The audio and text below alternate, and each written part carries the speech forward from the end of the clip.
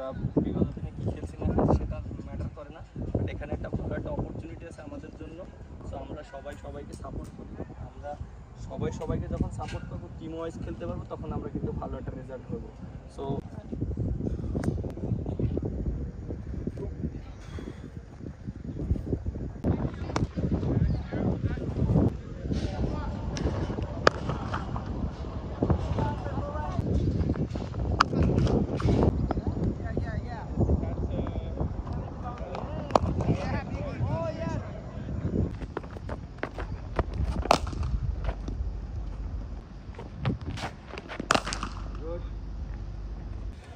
হ্যাঁ, global super league এটা আমার প্রথম কোনো বাইরের ফ্র্যাঞ্চাইজি ক্রিকেট লিগ ছিল।